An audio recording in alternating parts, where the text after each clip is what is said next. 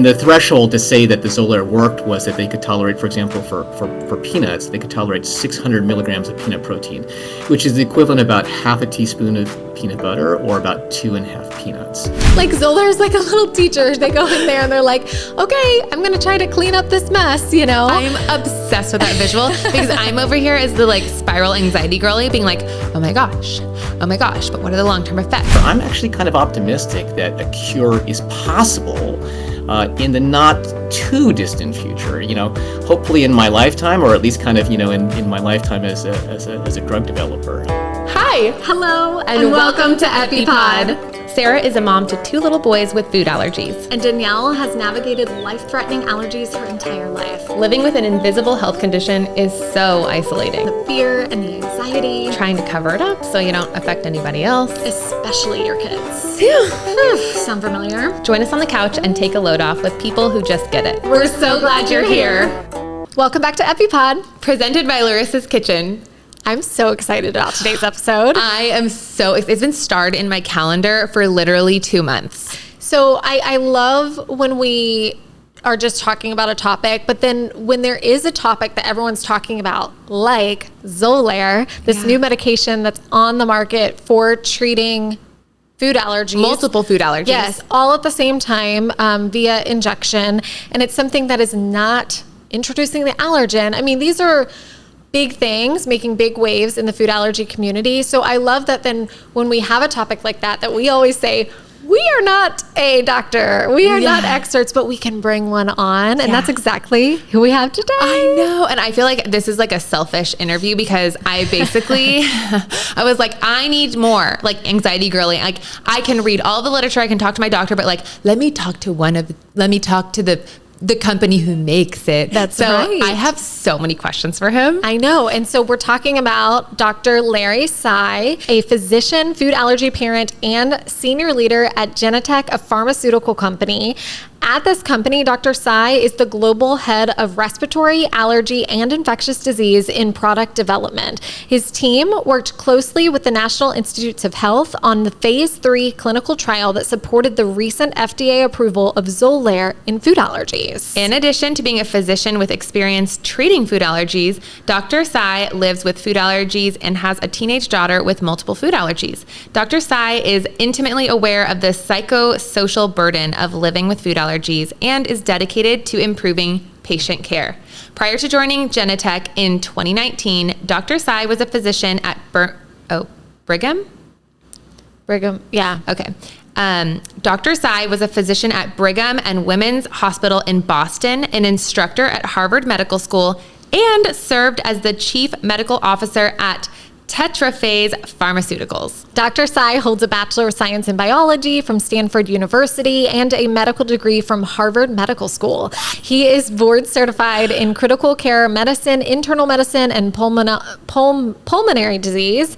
Dr. Tsai is based in the San Francisco Bay Area and enjoys running, biking, and traveling with his wife and 4 children, 2 of which have allergies. Crazy. Okay, well, he's in the waiting room. Should we let him on in? Let's bring him in. I can't wait to talk. Welcome to the podcast, Dr. Tsai. Yeah, thank you so much, Danielle and Sarah, for having me here today. Yeah. So for those who may not know exactly what Xolair is, can you kind of give a background on the actual drug, the medicine, and then also kind of the new approved uses for it? Sure. Yeah. No, I'd be happy to do that. And maybe before I answer that question, maybe it's helpful for me to give take a step back and give a little bit of perspective. As you mentioned in the introduction, I am a pulmonary and critical care physician. And so I can certainly appreciate the serious unmet need of food allergies, severe food allergies, with over 17 million children and adults just in the United States, being affected. And prevalence, obviously, continuing to rise. I think probably you and your followers all know those numbers. But as you mentioned, I'm also a food allergy patient and the father of a teenage daughter with severe food allergies. So, I'm personally aware of the psychosocial, emotional, and developmental impacts that they can have on patients and their families. And this is why, I'm particularly excited that Xolair, as I mentioned, is now approved.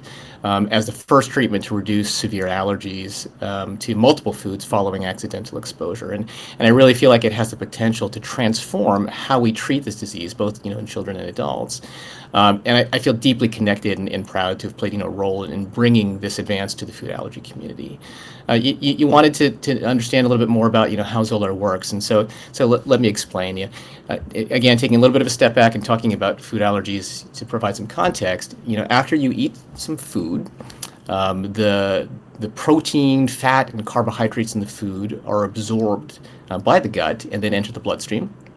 And in people with food allergies, the body's immune system mistakenly sees certain food components, typically the proteins, as harmful, and then produces allergic antibodies called immunoglobulin E, or IgE.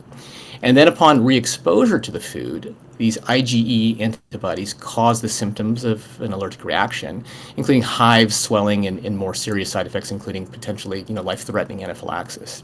So Xolair is a prescription medicine that's injected under the skin, or subcutaneously as it's called, that is FDA approved, as I mentioned, to treat food allergies in people 1 year of age and older. And Xolair works by binding to, deactivating, and lowering the levels of IgE. And because this is how it works, it can treat allergies to multiple foods sort of all at once. And Xolair is the first and only FDA approved medicine to reduce allergic reactions in people with one or more food allergies. Wow, that's really helpful. Just from a layman's perspective, I always say I'm not a STEM girly.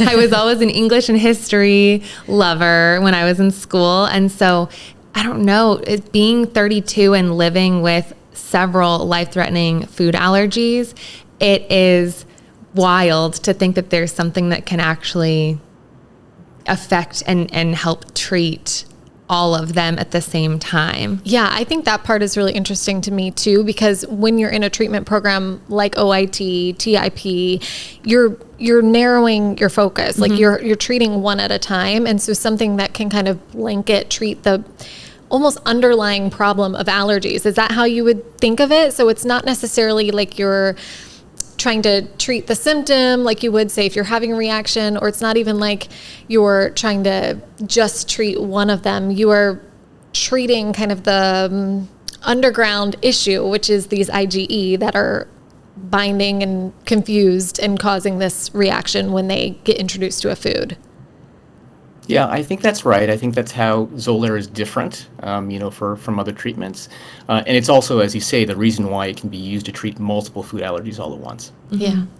And so are you seeing a lot of excitement around it? Do you think people kind of believe in this? Are they jumping on board, patients and, in different allergist offices across the country? Is there any kind of hurdle to getting patients taking Xolair and being treated by this kind of new approved medication? Yeah, I think that we are seeing lots of excitement. As you know, the food allergy community has been waiting for new treatments. And so I think as a result of that, there has been a lot of excitement from physicians and patients. The rollout is just beginning, but again, there is excitement, and the uptake has been very good so far. That's such a good question, Sarah, because food allergy people, whether it's like anything new, a new medication, a new brand of crackers, like you don't want to try anything new. So I love that. I don't know how allergists think about it, but allergists and patients, I'm happy to see that there's excitement. And even I have so much trust in my allergist, in my doctor. He's like, I would say 98% of the reason why I'm living in Austin, Texas. And when I was like, well, have you heard of the Xolair thing? He was like, yeah, I have a lot of patients already on it. Like, do you want to talk about it? I was like, I do want to talk about it. So yeah, I've seen that excitement firsthand, actually. Yeah. And so I guess my question is, getting down to some of the specifics. I mean, this is a shot, right, that you have to take. What is the frequency? Yeah, so the dosing depends upon your body weight and it depends upon your IgE levels, but it can be either every 2 weeks or every 4 weeks, depending upon those things. And again, it is a shot under the skin, subcutaneous, as you mentioned. Yeah. Is that something that you always have to do in the office? Are there other options? Is that kind of still coming down the road? Yeah, yeah. Maybe it's worth noting, actually, that even though this is new, this approval for food allergy, Xolair is not a new medication, and that's, I think, been helpful in terms of the uptake of Xolair as well for patients with food allergy. Xolair was first approved actually more than 20 years ago now for allergic asthma, and is also approved for a few other indications, including what we call chronic spontaneous urticaria or chronic hives, and as well as for nasal polyps, in addition now to food allergy. In terms of where it should be given, there are some potential side effects associated with Xolair. The most common ones, are relatively minor. They're things like site reactions or fevers. Site reactions are typically things like pain, redness, or swelling at the injection site, and fevers, as I mentioned. And these things are relatively uncommon. A more serious potential side effect is actually anaphylaxis to the treatment itself, but this is actually very, very uncommon. But because of that, it is recommended that the first doses of Xolair actually be given in the doctor's office under supervision. But actually, in patients who are at lower risk for anaphylaxis and who tolerate those doses, they actually can be treated at home. Wow. Outside the doctor's office. Okay. I have so many questions because, as I mentioned, and as the people who listen to this podcast and our social media community, they know just how hard OIT has been for me. I am peanut and tree nut anaphylactic allergic, and I'm just still on the peanut, and it has been sort of like a moving target. So it's something, Xolair is something my therapist has brought up. It's something my allergist has brought up. Can you talk a little bit about, I feel like in food allergies, but a lot of different things, food allergies specifically, the adults don't get as much attention and care as the kids. Like, I've heard that from TIP adults. I've heard that from OIT adults. I've just, in general, like, the studies are done on kids, and you're like, okay, but what about me? Like, a lot of programs don't accept people for food allergy treatment past 18, some are 20, some are 22. So I feel like, speaking as the food allergy adult sufferer in the room, I feel like that's a really common sentiment, is like, what about us? Can you talk about, have the studies, and has it been tested on adults, or was it mostly tested on children? And is that something, like, are adults at higher risk for having adverse reactions to it the way that adults are at higher risk doing OIT? Lorissa started Lorissa's Kitchen in 2016 with a simple mission to bring better, healthier options to the meat snacks category. However, after the birth of her third child and several challenging years helping him work through a laundry list of food allergies, she knew it was time to take that mission to the next level by providing these same high-quality, healthier options, but now to ensure that they are certified free from the top 9 allergens. Lorissa's Kitchen is so proud to announce the first ever and only Menu Trinfo certified free from the top 9 allergen meat snack on the market. Check out LK on Amazon or their website, lorissaskitchen.com. That's LORISSAS kitchen.com. And you can use the code EpiPod for 15% off. Also, they're available in Sprouts. Yeah, no, it's definitely, this is an issue that I'm, very sensitive to. Again, being an adult food allergy patient, but also having a daughter, with severe food allergies. And yeah, I think what it comes down to is Xolair is approved for adults and children 1 year of age and older with, multiple food allergies. Children and adults were included in the various Xolair food allergy studies, including the main study that led to approval. And, in both children and adults, the IgE that we talked about, the role of IgE is quite similar, and thus Xolair can be an effective therapy, regardless of your age. Xolair, it's probably also worth noting, is approved in children and adults in those other indications as well, allergic asthma, chronic spontaneous urticaria, and those nasal polyps as well. And maybe another way of kind of answering the question is to tell you a little bit about my daughter's experience. I would that love be okay that. if I talk about her a little bit? Yeah. Okay, all right. Because again, she's gone from childhood allergies, and now she's an adult. So, maybe it's, as an infant, she developed severe allergies to multiple foods. That's kind of where it started. And at the time, standard of care was really strict avoidance of the allergens and pretty much nothing else. But at that point in her life, it was actually quite easy to do. Until she was a toddler and suddenly was sticking anything and everything into her mouth, including, potential allergens.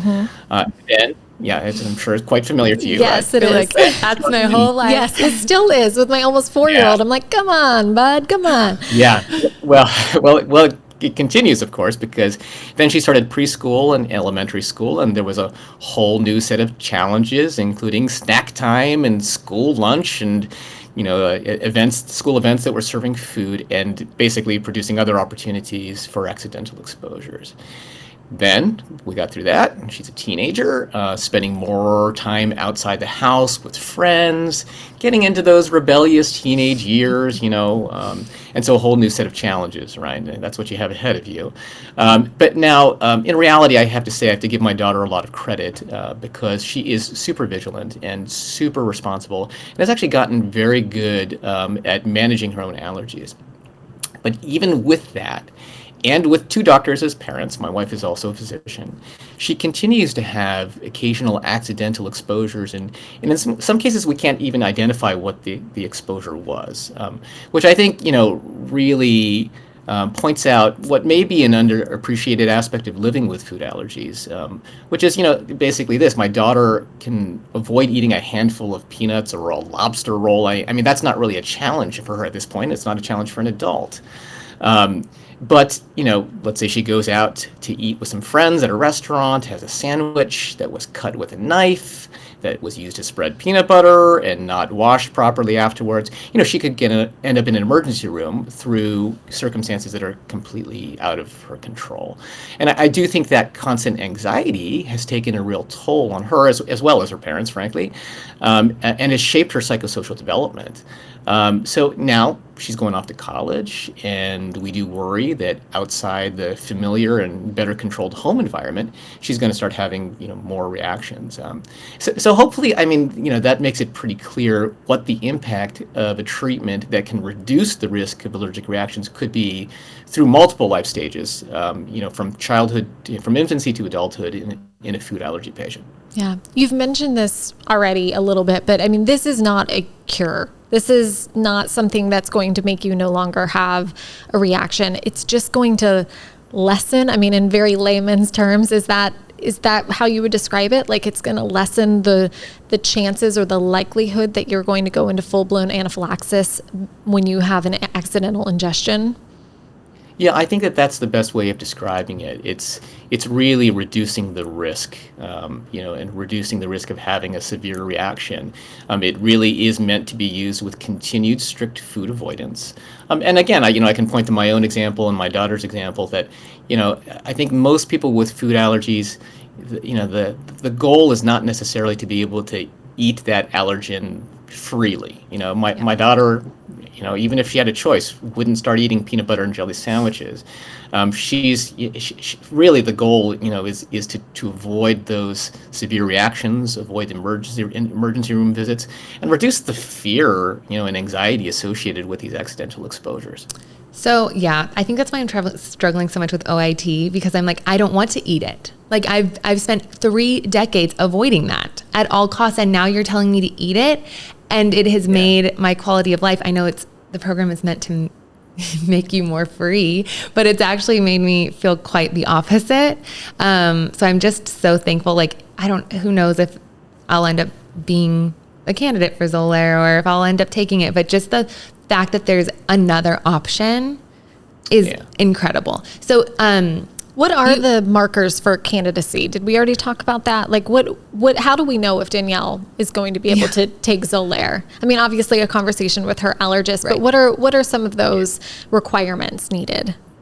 Yeah. So it's actually fairly simple. The requirements are not particularly restrictive. Obviously, you have to have documented IgE-mediated food allergies. And be at risk, for severe reactions. And then of course be in a child or an adult 1 year of age or older. But it really is, a discussion with your physician, your allergist, to decide whether it's the most appropriate therapy for you. It is the only treatment, as we talked about, that works by blocking, IgE. And I completely agree that, having more options like Xolair is really just so important. That's such a big advancement. Yeah. And we know, of course, there have been limited advancements for the food allergy community, in recent years. it's you mentioned kind of OIT. I'm actually very sympathetic to that as well. Again, seeing my daughter's experience, my daughter actually did go through OIT to peanuts, and it really was a challenge for her in terms of intentionally eating that allergen that she associated with those severe reactions. But it's also worth mentioning in the context of OIT that the Outmatch study, which is this phase 3 study that led to the approval of Xolair for food allergy, that study is actually ongoing, and there's a second stage that's looking at combining Xolair with OIT. So that might also be an option in the future. Do you have to continue to take the medication in order for it to be effective? Like if you stop OIT, you lose the muscle that you've built up. Is it similar? Yeah. We mentioned the next stage of the Outmatch study. That's part of what it's trying to assess is, again, what the durability of the effect is. But based upon what we understand about how it works, we do expect that you would have to continue to take it for it to be effective. Again, it's not a cure for food allergies. I think that for OIT, for example, if you stop taking the medication, then typically you have to kind of build back up to it again to re-induce the tolerance. It's not like that with Xolair. If you stopped it, you could start it back up again. But if you do stop it, then the expectation is that the effect would actually go away. Are there a set of rules, or is everybody different? Like, is it something where you would have to do a food challenge to see like just how much this medication helps my specific body and my specific allergies? Yeah, no, look, I wish that there were kind of hard and fast rules that you could follow, but yeah, every person is different. Every situation is different. What I can tell you about Xolair is, in terms of the way that it was tested in the clinical trial, there were food challenges, and basically, in order to get into the study, you had to have a food challenge and show that you were sensitive, that you had an allergic reaction to actually a very small amount of multiple allergens, including peanuts, right? I'm glad Danielle was not in the study. I would literally be like, how many billions are you paying me? What? Oh, really? Yeah. To sign up to have to show I have to show you I'm having an allergic reaction. But thank goodness people do. Yeah. Yes. No. I mean, and maybe it's reflective again of how the degree of the unmet need, that there were plenty of people who were willing to go through this in order to get into the study. And then basically, patients were randomized to either receive Xolair or to receive a placebo. And after about 16 to 20 weeks, they actually had to have another allergen challenge, right? And basically, this. Yeah, that's right. This is another one. Crazy, Dr. Tsai. Yeah. Okay, I'm done. And the study showed that basically, patients who received Xolair could tolerate a larger amount of actually the allergen after being treated with Xolair. And the threshold to say that the Xolair worked was that they could tolerate, for example, for peanuts, they could tolerate 600 milligrams of peanut protein, which is the equivalent of about half a teaspoon of peanut butter or about 2.5 peanuts. And so the reason that I kind of mentioned that level of detail is that, that's actually typically a lot more than the accidental exposures that people get that trigger their severe reactions. So that's gives you kind of an idea of maybe the level of protection, that Xolair may provide. Every individual is different, of course, and you mentioned sort of other factors that can contribute, including exercise, including what else you're eating at the time, et cetera. So everyone is different, but that's really how it was tested, and that's maybe the kind of gives you an idea of the level of protection. It's also important to note that that's not like a whole peanut butter and jelly sandwich. Like I said, that's the reason why you actually have to continue to avoid the allergens. Right. But again, maybe it provides sort of that peace of mind, that sort of safety margin for a lot of people. Are there the kind of things that we have to do either in my son's program or Danielle's, where you have to have this like hour rest period after the dose? You raise your body temperature in that kind of rest period. Is there any of that, or is it just like, give me a shot, walk out the door type of thing? Yeah, well, as I mentioned, there are some potential side effects, and again, the most serious is anaphylaxis, which again is very rare. But that's the reason why actually, when you first start the medication, you need to be observed in the doctor's office to make sure that you don't have a severe reaction. If you don't have a severe reaction and you're not really considered at risk for having severe reactions, then you can actually go and pick it up from the pharmacy and actually, administer it at home. Either a parent can administer it to a child, or an adult can self-administer it, obviously. And then there's, you know, there's no specific monitoring, beyond that. It's, obviously when you're doing something like OIT, you're actually being exposed to the allergen itself, and so there's a higher risk that you might have a bad reaction. In the case of Xolair, it's not like you're exposing somebody to the allergen. It's like I said, there's the potential to have an allergic reaction to anything, including Xolair. But beyond that, there's if you tolerate it, there's not any expectation that you need to be observed or that you need to wait. As you're mentioning. That's helpful because some of the literature, I mean, that's such a holdup for me, the waiting period, because it's not just an hour; it's an hour of rest, but then it's 2 hours to do things like exercise. And in the past, like I went out into after the 2 hours was at a baby shower that was outside in 100 degrees. And I came home and had a huge hive, and it was not a bug bite. So that was determined. So that I can see being a dream for people to be oh, I know that I'm good. Something that I read, and correct me if I'm wrong, but it was saying you could have anaphylaxis directly after the shot or even days later. Is that true? Well, typically, actually, most anaphylactic reactions to Xolair would occur within the first 3 doses, and typically would occur actually shortly after the injection. Anaphylaxis, like I said, this is all individualized, and there are cases of sort of delayed anaphylaxis, either in patients who have been tolerating, their medication just fine, and at some point, for whatever reason, something changes and they start to have allergic reactions to it, or that it's delayed beyond, the typical, few hours within which an allergic reaction would occur. But this is uncommon. The most typical thing, like I said, would be within the first 3 doses and within a few hours after the dose. I keep circling back, just I have such a heart for your daughter, going off to college, and you as parents thinking it's food allergies aside, it's just a big moment for a family and for a person, but for the parents, yes. It's really big. Do you mind me asking if she is still, did she carry on with her OIT? Yeah, she has actually. Oh, and wow. So she's going to do that by herself in college. Oh yeah, and like I said, she's very, she's a firstborn. Yeah. She's very responsible. I think actually having food allergies has taught her to actually be, responsible. Like I said, not without its costs. But she, I dropped her off, at college last week, and one of the first things we did is we went and bought a big jar of peanuts for her so she can continue to take her OIT. So she's continuing with it. Oh my gosh! And did she do it for shellfish too? No, she has not done it for shellfish. It's we've thought about that over the years, and it's for her. It's peanuts, certain tree nuts, walnuts, pecans, and shellfish are kind of the main ones. She had many more allergies than that when she was younger, but she actually fortunately outgrew them. Milk, egg, these other ones.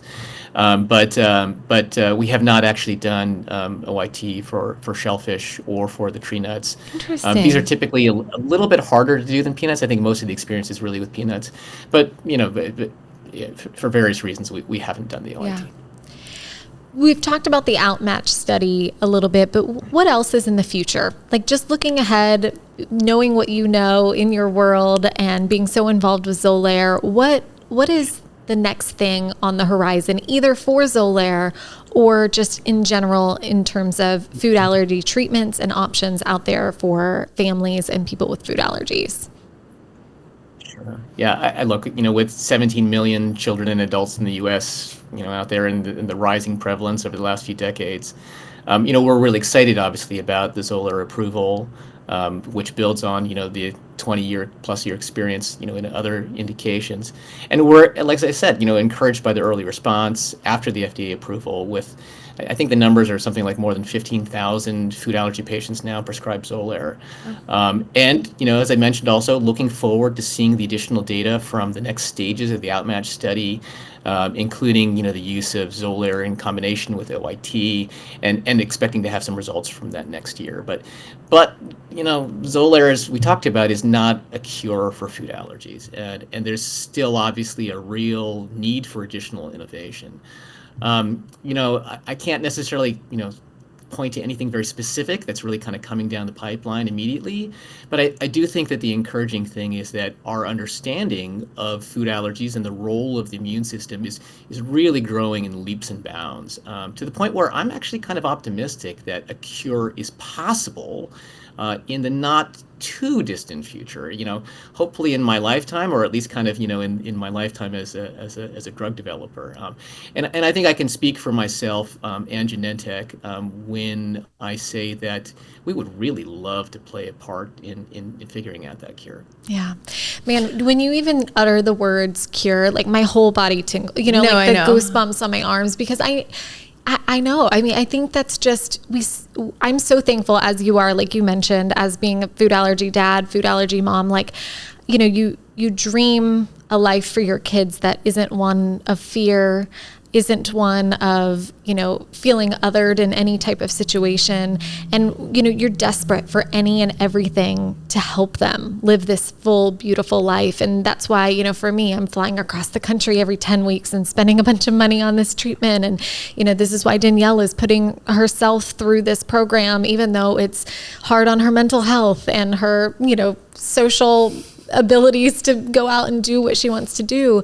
And so the idea of like, one day possibly there being a cure is just, it's the absolute dream. So the fact that you're hopeful, sitting in the seat that you sit in, really means a lot to me, and I think will mean a lot to everyone that's listening to this podcast. No, it sounds literally like the alarm clock is about to go off, and I'd be like, oh, I have to text Sarah. We were talking to this doctor and he was actually even hopeful. Yes. No. And I guess we can wrap it up here pretty soon, but what do you think? I feel like all of a sudden we're seeing all this new understanding about allergies, and we're seeing all of this new research and all of these, drug manufacturers coming out with things. Why wasn't that the case 20 years ago? I mean, I know the prevalence was lower. You talked about that, but why all of a sudden are they looking into it? I'm like, why did you do this 20 years ago so that my kid could, have this better life now? Why now? Yeah, I think it's a combination of factors. I think obviously, there's more of an appreciation for, it's not just that the prevalence is rising. I think there's actually kind of more awareness, and that sort of actually, we uncover sort of the true prevalence once we're actually looking for something, obviously. I think that there's also, of course, that our scientific understanding of food allergies really has changed. Like I said, it's continuing to grow in leaps and bounds, but it's actually already, improved dramatically over the last 20 years. The other piece of it, I think, is that the clinical approach to allergies has changed quite a bit. We talked about how strict avoidance was felt to be kind of the only, way of treating food allergies. A couple decades ago, I think allergists would have thought the idea of doing even OIT was kind of crazy, right? Totally. So I think, so the availability, I think, of treatments, including Xolair now, I think, that's part of what's kind of driven, I think, the increasing awareness. Because obviously, once you have something to treat, the disease with, it makes a lot more sense to be, making sure you can pick it up and make an appropriate diagnosis to be able to offer treatment. So I think it's really a combination of factors that's kind of led to where we are. Yeah. So helpful. Well, thank you so much. Is there anything we missed? Anything else that you think parents or just people out there with allergies might want to know about Xolair, or just the future of allergy treatments in general?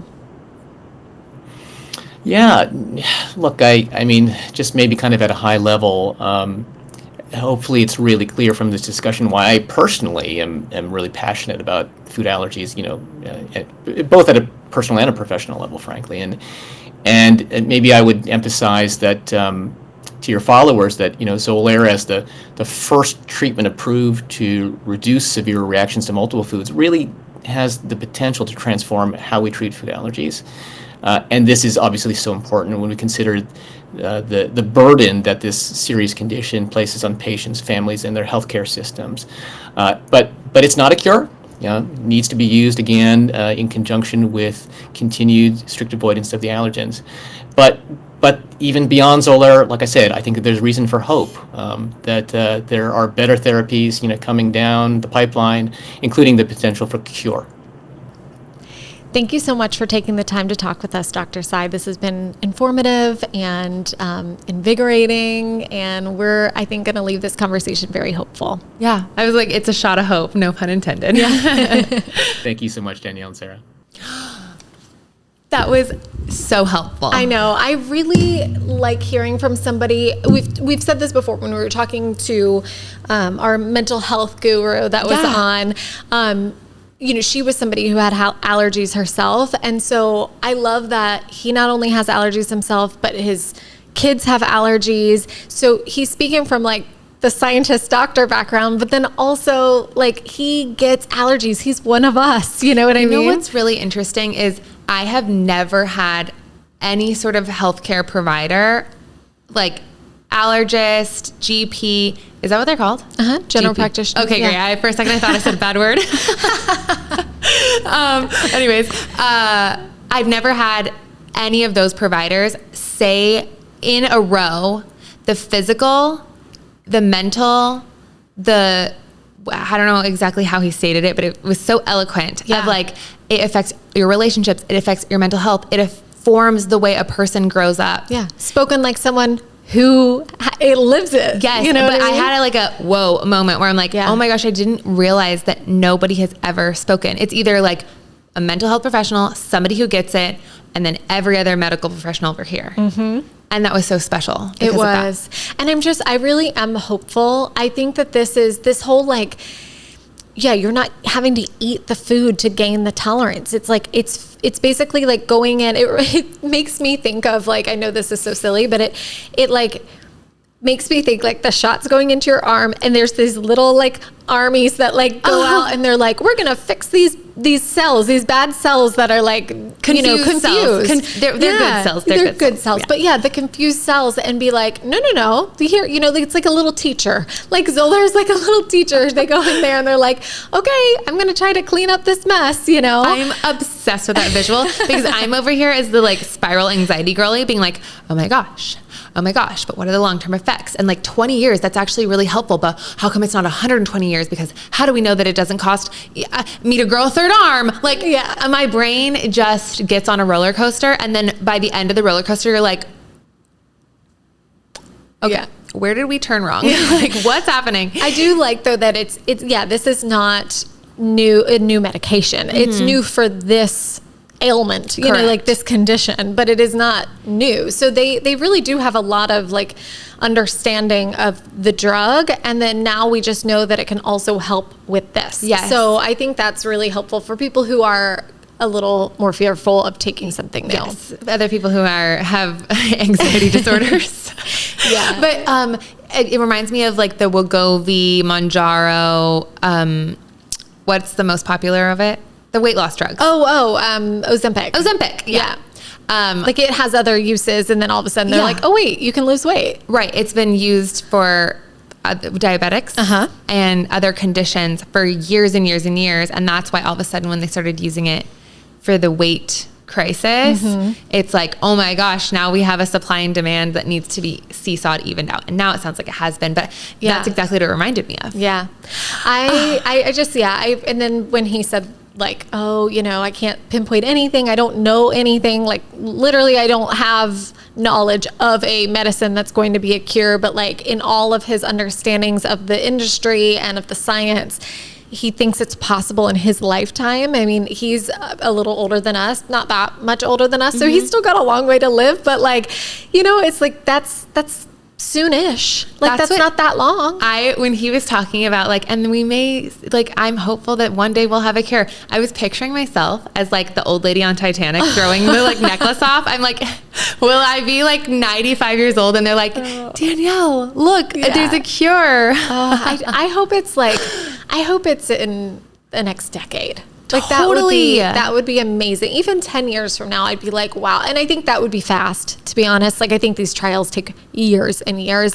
And so I'm not hopeful it will be in the next 5 to 10 years, but I mean, I want it to be. Well, I always think about older me. Like, part of the reason I was willing to try OIT is I was like, who am I going to be? It's just seeing my own grandparents who have now passed, but seeing how it's like you're a child, then you're an adult, then you're a child again. Yeah. And like, how would I be able to advocate for myself when I'm in that life stage? Yeah. So I don't know, even if it is when I'm old, I'm going to be stoked. Yeah, you're like, whatever it is, give it to me. Yeah. I will take it. Yeah. Well, thanks again to Dr. Tsai, and we'll link to all his information in case anybody wants more. Go down the Google rabbit hole, or not really Google, but like specific good information. But definitely something I think you, coming from Sarah to Danielle, should look into and talk to Dr. Silvers about, because I just think this could be a really big life-changing thing for you. I know. Yeah. Makes me want to cry. Aww. I'm not going to. Okay, let's do questions. We don't have time to cry because we have questions to answer. These question and answers are brought to you by Inchbug, a waterproof personalized name label company for kids. You already know how much we love their labels for keeping water bottles and lunch containers clearly labeled for school, but Inchbug is currently giving our listeners 30% off of their allergy bag tags on Amazon. Find the link in our show notes and get personalizing. let's do it. Okay, first is like kind of rapid fire, but knowing us, it will turn into a dissertation. Sarah, tip or not, is it worth it? Ooh, yeah, that's short and sweet, but long-winded for sure for the answer. But I'm going to keep it short. I don't think there's like a 100% answer that will apply to everyone. For us, I think it is. I actually was getting ready to come here today, and I was watching one of my tip friends, like moms we've met in real life, but like met on the internet, and her daughter just had her like tip graduation, and we started at the same time. She just had a shorter plan than us. And there's still things in graduation that I was learning about. Like, she was like, oh, we still have to do this for 8 weeks and then do this, like a step down kind of thing. And so I was learning, like watching her as I'm like putting on my mascara, and but then at the end she said, like, this is the hardest thing I've ever done. And I just got chills because I related so much that like, it is so brutally hard. Like, physically, mentally, like every piece is hard. It's hard watching your kid go through it. It's hard doing it yourself. It's hard when there's little bumps in the road, little reactions. It's even hard when they're doing super well because you're waiting for the other shoe to drop. It's like, it is just hard. And so I say it's worth it, and it is for me because I have the support system. I have some, family members that are contributing financially. Like, it is worth it for me because even though it's super hard, it is still doable because of the resources and support and the child that I have and the success that we've had, so that's hard to say that everyone's going to feel the same way as me. But I think given the right circumstances, it really is worth it to know that like my kid just ate 6 freaking peanuts. I was going to say. Dust caused anaphylaxis. Now he's eating 6. Peanuts is crazy. It's crazy. And so it's like, okay, how is that not worth it? Like, saw my arm off and it's still worth it. Yeah. If he's going to be protected for the rest of his life. Do you know what I mean? Totally. So saw it's my like, arm off. Like, Sarah. That was graphic, but it's true. Like, moms out there, they'll know what I'm talking about. And tip moms out there will be like, you know what? It feels like my arm's being sawed off. Yes, it really does sometimes. But like, yeah, so that's a long-winded way to say, yes, for me, it has been worth it. The caveat, and then we'll move on to the next question, is that OIT at the time that I enrolled Graham into TIP was not available to me. At our allergist, they told us, no, he's not a candidate. At our allergist, they said, no, we don't even do milk OIT. At the time, I think I reached out to a few others, but I didn't know. I think there was one, Dr. Silvers in town, that even at that time was starting to do more and more OIT for different allergens and things. But like, it to my knowledge, it was not an option to me. So TIP was the only option. Yeah. So the caveat is it might be better for you to do OIT instead of TIP. So I think regardless, the work is worth it in OIT for backtrack. OIT or TIP, I think if you have a child, a kind of like normal, typical allergy child, I would say yes. In terms of OIT versus TIP, I think you should explore all the options and really weigh the pros and cons, because there's a lot of cons to TIP. There's also a lot of pros, but look and see what is out there. I will say though, as the person who's in the trenches of OIT, I haven't dosed in a month. Cat out of the bag. Oh my gosh. It's fine. We'll deal with it later. Yeah. But like a big part of it is I'm like, I don't know if I can do this for the rest of my life. If somebody was like, okay, this is your life forever, would you be able to do TIP forever? Yeah, no. Yeah. So I'm not in the TIP trenches, but that is like something I'm so envious of, like the fact that you guys have food freedom, quote unquote. Yeah. Even if there is a step down or there is some maintenance. Right. But like, it's not daily. It's not right. constant. It gets to the point where it's hopefully even bi-weekly, which is like, oh gosh, that feels like nothing. Right. You know what I mean? To some Solve people, my arm. Yes. Yes. Yes.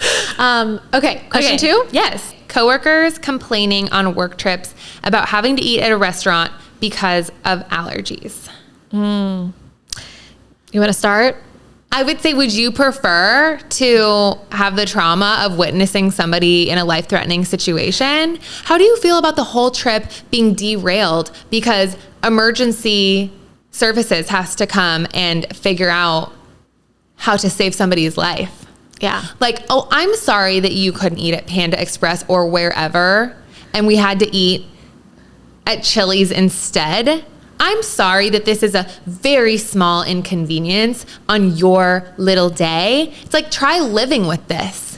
Try having an ounce of empathy. I think this person, it's giving HR. It's giving good night. It's giving, I hope you get an adult onset allergy to 5 things, and then you can feel firsthand what it feels like for a spoon to get mixed up in the kitchen and then be fearing for your life on a Tuesday when you were just trying to get a latte. Mic drop. Mic drop. Amen.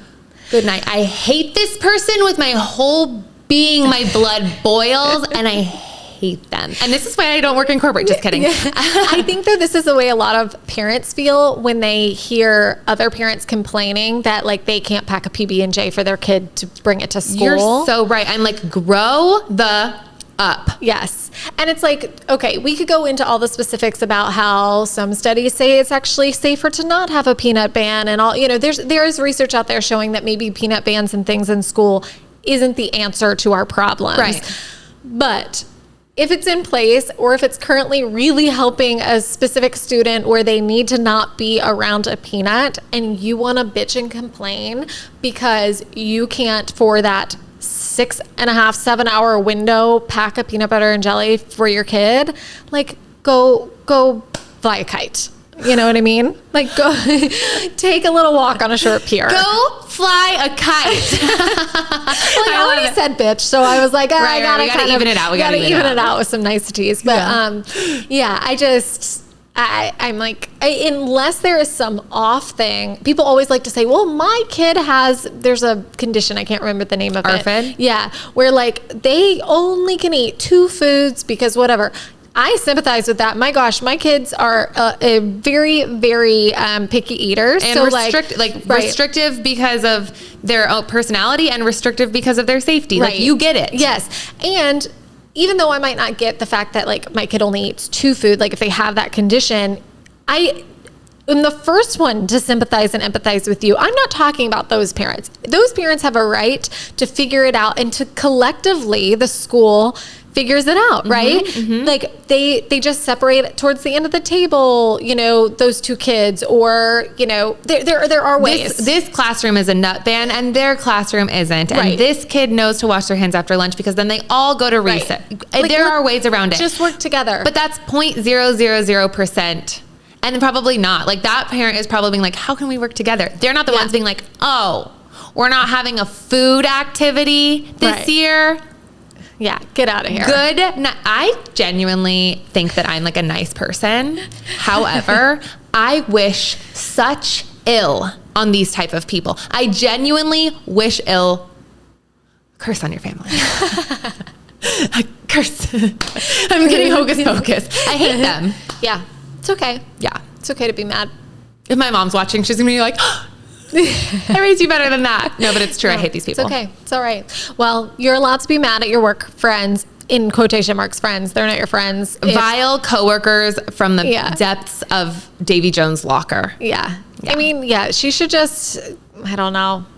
I was going to say, like, go off and, like, go to even fancier restaurant. We didn't even answer the question. We just, like, commiserated. Yeah. I mean, as somebody who used to work in an office with a big, workspace, open, whatever, it's sort of like how you respond to anything. It's just like, okay.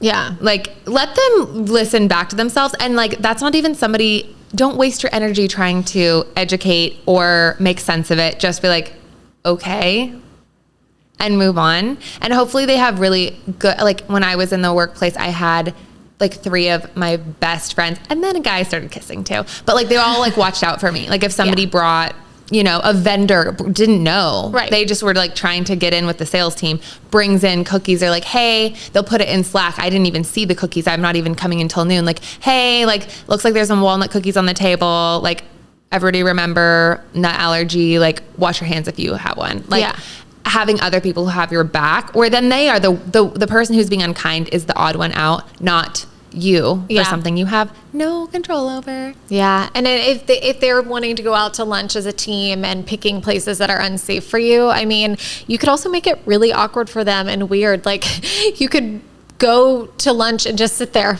and not have anything and make them feel really bad about it. Do you know what I mean? My boss was like really nice and definitely did not do this on purpose. But once we had a meeting at a Thai restaurant, he would like take us to a new restaurant every Monday for lunch, and we would do our like meeting there. And one time it was a Thai restaurant and I didn't realize it until we got there. And he had just like, it slipped his mind. He was just like, I tried this new place this weekend. Like we should all try it. And we were like, oh, let's go try it. And we walked in and I was like, So we literally sat down and I was like, hi, I'm super uncomfortable. The whole place smells like nuts. I'm going to say what I have to say. Like, here's my update. I'm not even going to have a water. Like, I got to go. And he was like, oh, no problem. That meeting lasted for forever. And I basically just like took the rest of the day off. I was like, I'm gonna go work from home. This is like pre-work from home being normal. Yeah. Every single one of the girls on the team text me. They're like, I'm so jealous that you're working from home. I can see your location. You're on the beach. Hey, there aren't many perks to this food allergy life, but when you have one, you gotta take it and run. Yeah, you pedal to the metal. I love it. Goodness. Okay, great. Well, thank you so much to Dr. Tsai, to our sponsors, and to you guys for taking the time to spend your day with us. Yeah. Please write us a review, and if we have like actually quite the little pipeline of episodes coming up for you guys. Yep. But if you have any ideas, our DMs are always open. Yes. Please send us a message and questions for our question and answer, and we'll see you next week. See ya.